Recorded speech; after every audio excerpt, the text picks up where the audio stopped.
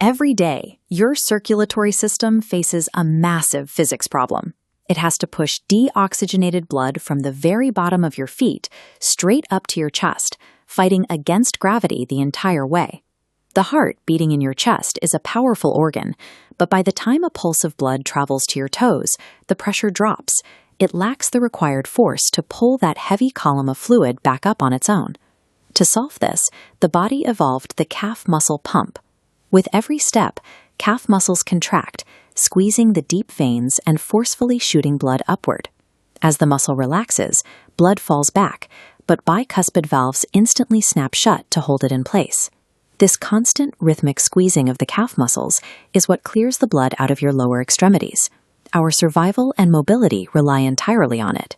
The issue is that modern life directly neutralizes this system.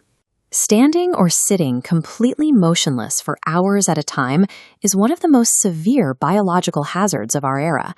When you lock your knees and stand perfectly still, that second heart is completely turned off. There is no muscle contraction, which means there is no upward pump. This creates a silent occupational crisis across India. Take a look at these traffic police officers on duty. They spend grueling 6 to 8 hour shifts holding a static, upright posture. They share this exact same physical stress with millions of educators standing at whiteboards, nursing staff running wards, and retail workers manning counters. Mechanically, a static posture means the entire hydrostatic weight of your blood rests relentlessly on those tiny, fragile bicuspid valves. The human circulatory system requires constant movement to function correctly. By forcing ourselves into motionless routines, we subject our venous valves to a crushing weight they were never designed to hold. Eventually, that pressure finds a breaking point.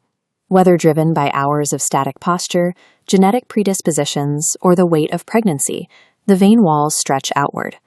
As they widen, the two flaps of the valve are pulled apart until they can no longer touch. This creates a condition called venous reflux. The one-way seal is broken, and under the sheer force of gravity, the blood immediately falls backward toward the feet. This retrograde flow creates massive internal pooling. The pressure spikes so high that the superficial veins lying just beneath your skin stretch, balloon outward, and twist upon themselves to accommodate the extra volume. This is a varicose vein. While often dismissed as a cosmetic annoyance, these bulging, purple lines are actually the visible evidence of severe mechanical failure and skyrocketing internal blood pressure. And while pregnancy puts women at high risk, this structural breakdown heavily impacts men as well. Men frequently present with massive, tortuous varicosities that cause severe morbidity.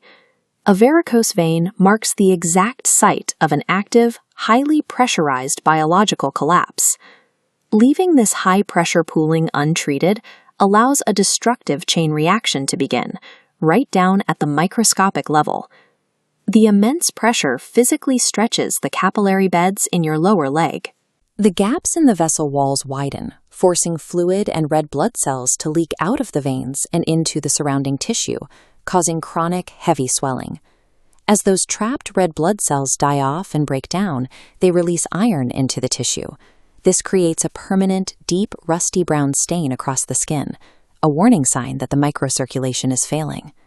Then comes a stage called lipodermatosclerosis. The leaked fluids trigger a massive inflammatory response, systematically destroying healthy fat and replacing it with hard, woody scar tissue that slowly chokes the leg. Suffocated of oxygen and nutrients, the tissue eventually dies, tearing open into chronic venous ulcers, deep wounds that refuse to heal for years. Because these ulcers are prone to severe, recurrent infections in an area with poor circulation, they are a primary driver of non-diabetic limb loss. Ignoring a bulging vein allows a steady progression toward this untreated decay. This is the path that leads directly to the operating table for a life-saving amputation. For decades, patients avoided treating their veins because they feared the operations of the past. Historic vein stripping involved making large incisions and physically tearing the diseased vein out of the leg under general anesthesia. Modern vascular surgery has moved past that trauma. Today, interventions are minimally invasive, require no general anesthesia, and are performed in outpatient clinics in less than an hour. The current frontier of care is cyanoacrylate closure. Using precise ultrasound guidance, vascular surgeons insert a tiny catheter and use a proprietary medical adhesive to instantly and permanently glue the broken vein shut from the inside. The moment that broken vessel is glued shut, the pressure drops.